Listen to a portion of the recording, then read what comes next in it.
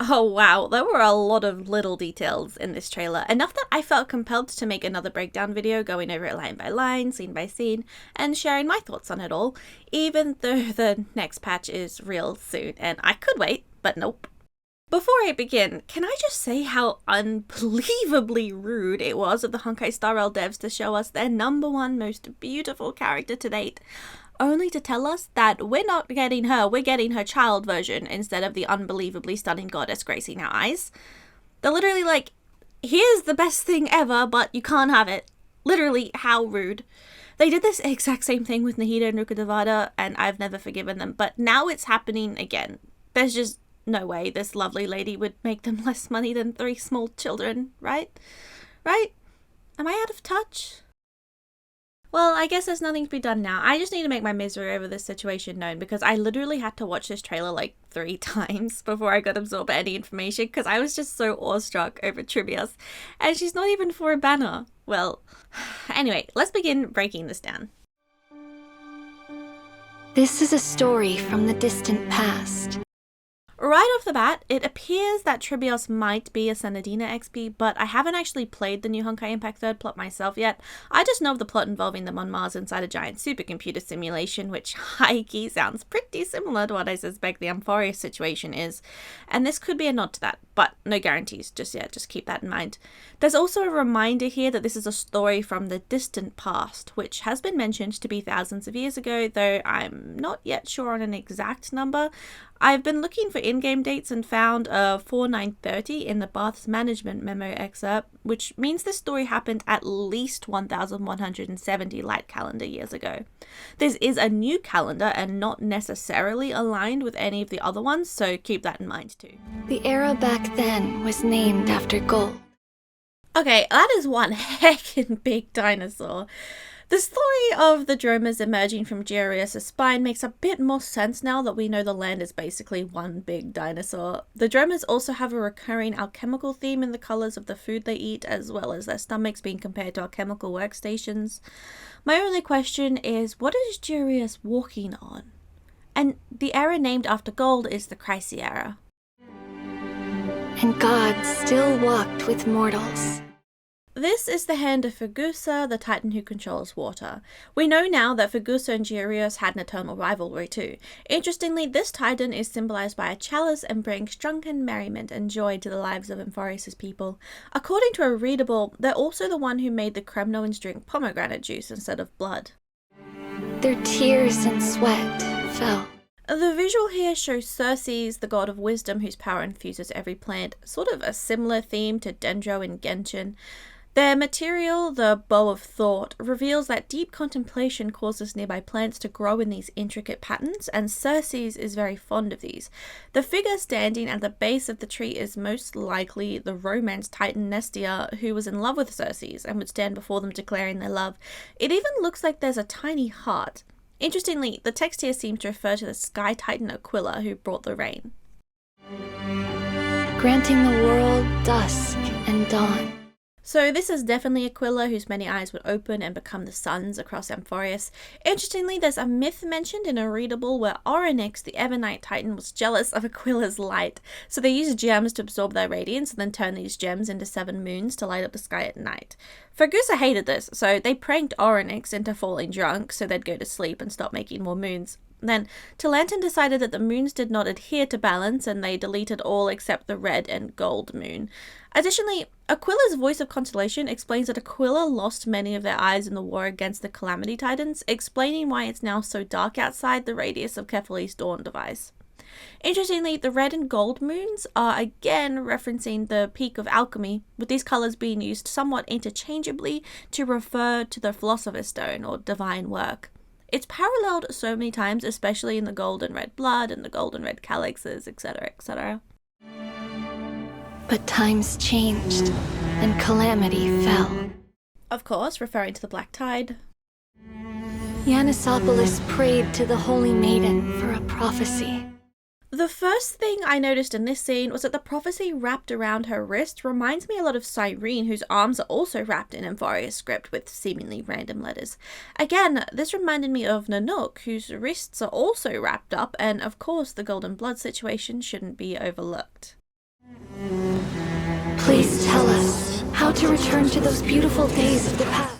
So this situation should be the origin of the Chrysos Heirs prophecy, and if so, this is also what will cause the Chrysos Heirs to have special golden blood. There's two prophecies we can partially read here, thanks to Mari for translating these. The top one reads, "You shall die with a wound in your..." and the last word appears to be only 3 to 4 letters long and starting with a B. My bets are on the word back, personally. The second prophecy reads, "You shall wither, and through that the dead will sprout again from..." Certainly no death flags present in these prophecies. But Tribios knew that the 3 gods were no longer able to respond. Once again, the golden red theme is present. Also, the crowd vanishes, implying that they were likely sacrificed to empower Tribios in the scene. Take note of the scenery in the background of the pillars while we're here.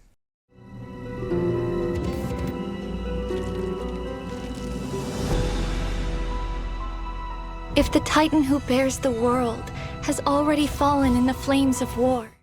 The prophecy on screen here is deciphered as, "You shall shatter into 1,000 fragments and wither in the soil of foreign lands.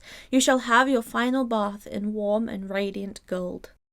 As for Kephalli, according to the voice of Constellation, there is a romantic legend that circulates throughout the Holy City. When the world is in crisis, Kephalli will once again open their eyes and lead the people to victory against the Black Tide to create the heavens and earth once more.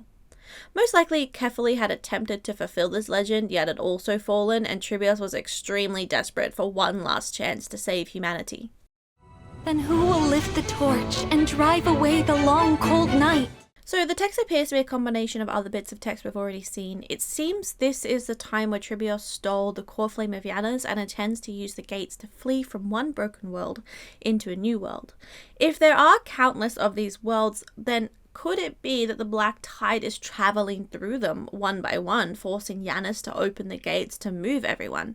Interestingly, there's this text which tells us Janus was also keeping everyone trapped. However, per the laws created by Talantan, blessings come hand in hand with curses. Very few are aware that the god of doors is also the god of isolation and imprisonment. Most likely, this is the same reason that Aquila tries to kill you if you attempt to leave the firmament. The idea of hundreds of worlds is also mentioned in the original trailer. There shall be the 3-faced messenger traversing through myriad doors, bearing tidings to you from hundreds of worlds. If the Titan who guides the people has withered in the deepest dark. Remember how I said to take note of the background before? Somewhere between that scene and this scene, the environment has changed to reflect the same Orynyx audience room as the one we see in-game. Also, her book has the symbol of Janus on it. Then who will take their authority and fulfill the promise of passage? This scene is extra interesting. Firstly, in the background appears to be Synthirsters, and the prophecies are wrapping around them and they're disappearing. She also mentions the promise of passage, and I'm fairly certain this is what is mentioned in Janus's voice of Constellation. It is also due to the vow between Janus and Thanatos that the souls of the dead can be ferried towards the next life at the end of all things. By this logic, it's probably the case that literally everybody else has already died in this world, and she is absorbing their Synthirster remnants to fulfill the agreement between Janus and Thanatos to ferry the dead to the next life, aka the next world. We already know that the dead can become Synthirsters, and that in Amphoreus people are able to give up half their souls to the river to hide from Thanatos. Though I don't think it's literally a new world, and rather a new time zone laid across the previous one. Since we know the Black Tide doesn't corrupt all of the time zones at the same time, I think they're simply referring to these different layers as separate worlds, since I guess functionally they are.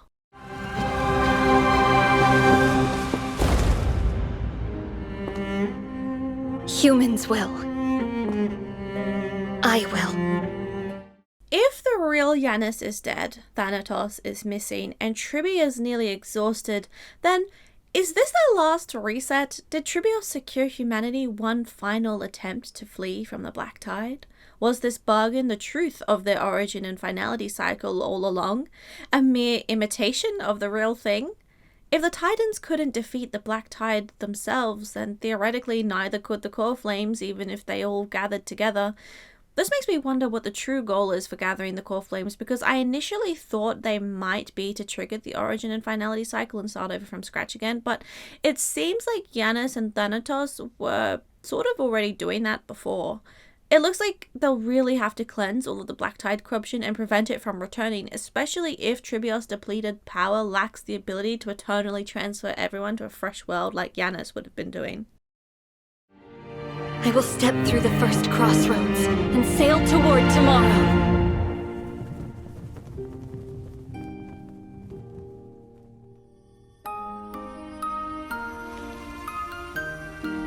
Huh? I've gotten smaller, and there's more of me!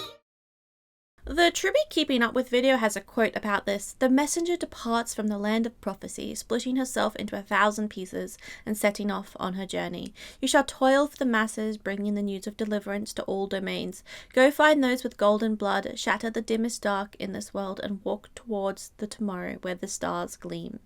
To be honest, this splitting up is very similar to Tingyun and Tribios being like the Fugue. As for de-aging, if this is anything like Genshin, it's probably the case that Tribios had to sacrifice some of her memories, the material with the most weight literally, in order to gain the power of the golden blood. Get ready. It's time for us to head out with the west wind.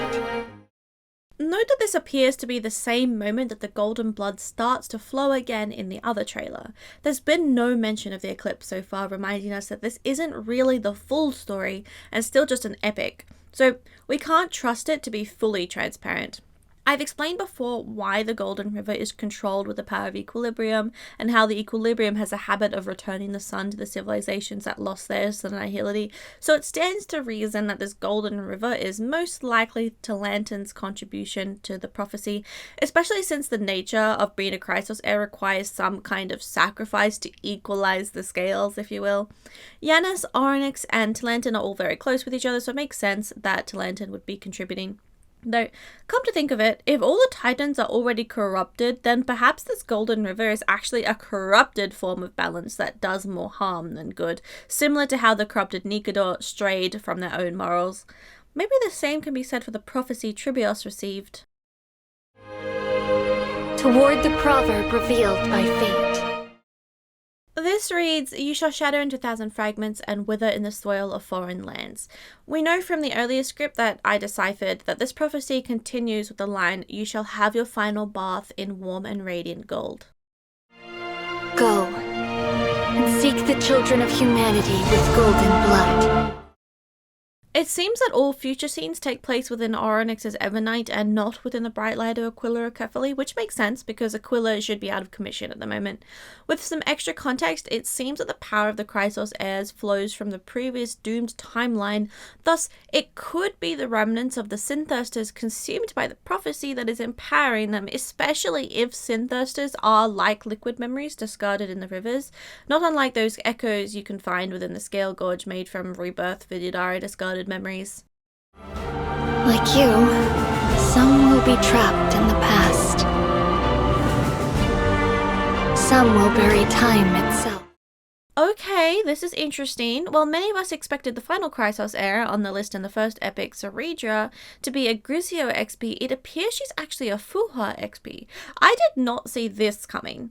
Rewinding a bit, we see the Synthirsters again, and their connection to the river is making me wonder if maybe Saridra is the dead princess from the relic set instead of Castris.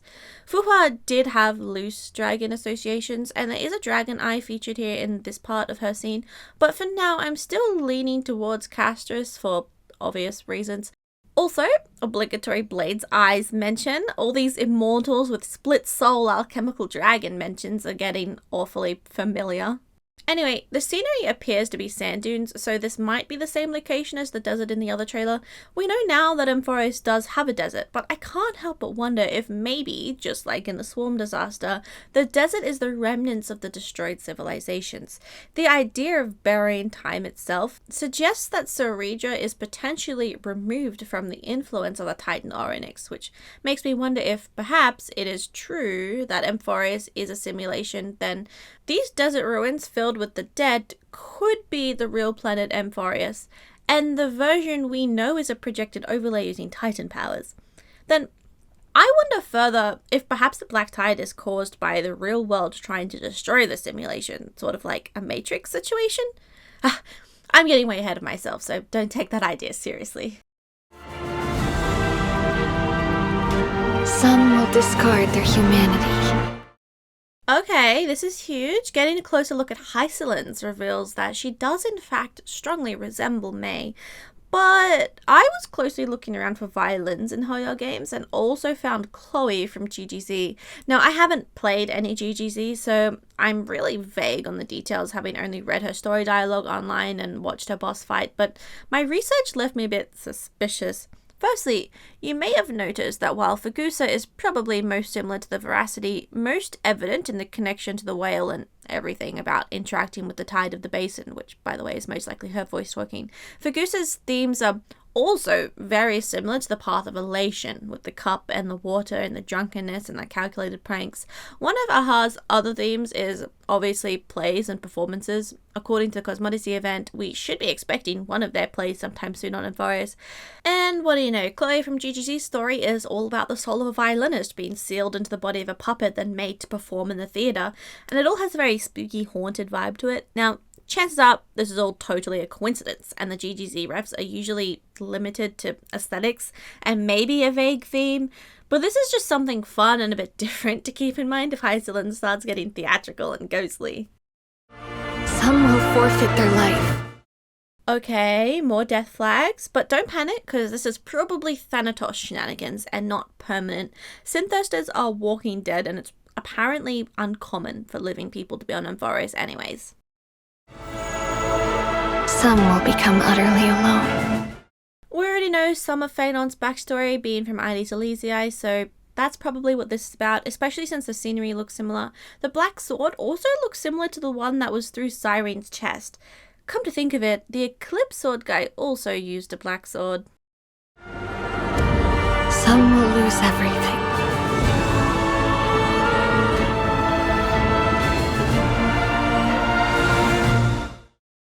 Oh, younger Mighty. This is the scene from the Saga of Heroes that explains how his father cast him off a cliff at birth into the Sea of Souls, where he drifted for 9 years, but obviously he has an immortal body and survived.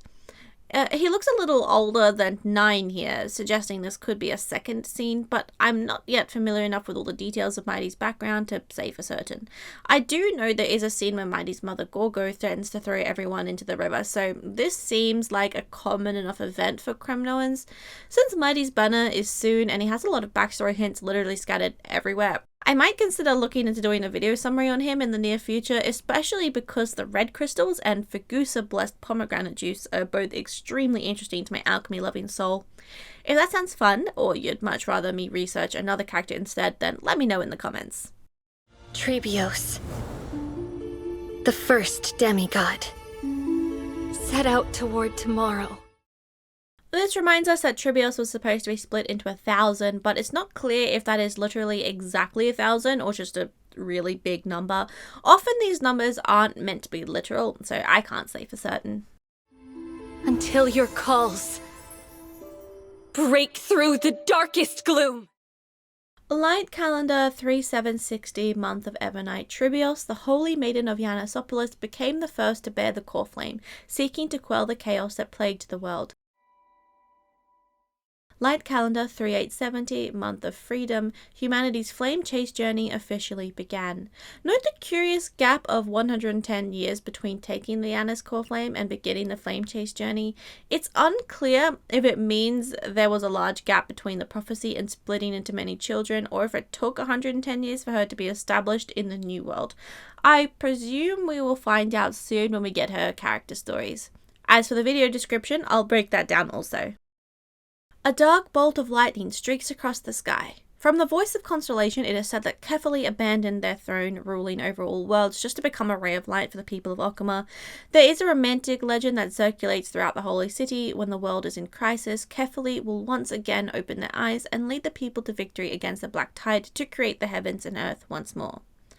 The first demigod arrived at the mountain peaks, listening to the Council of Destiny. This should refer to Tribios, listening to the prophecy. The final meteor pierced through Evernight, becoming the sword that defies calamity. Evernight refers to Orynyx's power, or rather the night without Aquila's sun shining down. From the voice of consolation, in the war against the Calamity Titans, many of Aquila's eyes were blinded, and this is why most cities in Amphoreus are now shrouded in eternal night. Context suggests that the sword should be Tribios, but I have the funniest feeling it's going to be the sword eclipse guy because of that eclipse in the previous epic trailer.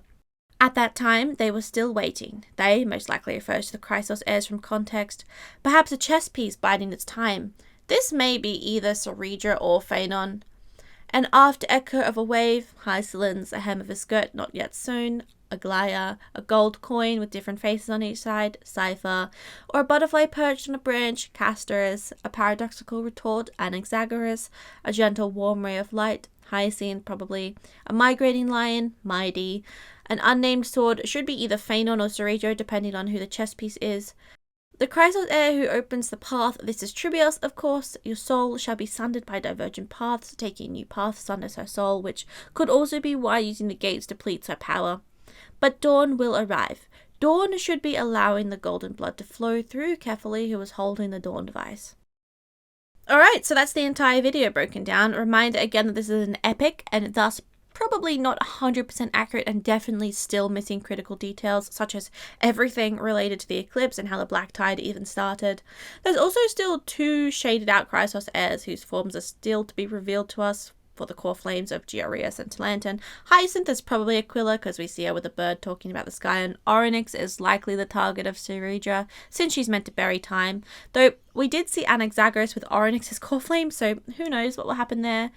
As with the prophecies, they seem to reaffirm that Tribbie is very aware she will be withering away and dying with a wound in her something during the story, explaining why she didn't seem that surprised that one of the triplets was depleting, opening the gates for us. This prophecy probably is the truth, at least to her knowledge, but it depends if her source for the prophecy is actually accurate. Did you have the same interpretation of this trailer? Did you notice something that I missed? Let me know in the comments. We've only got a matter of hours until the next patch, and much of this video is either wrong or right, so be swift. Don't forget to like, subscribe, etc, etc. You can even donate if you're feeling generous, and I'll catch you next time. Bye!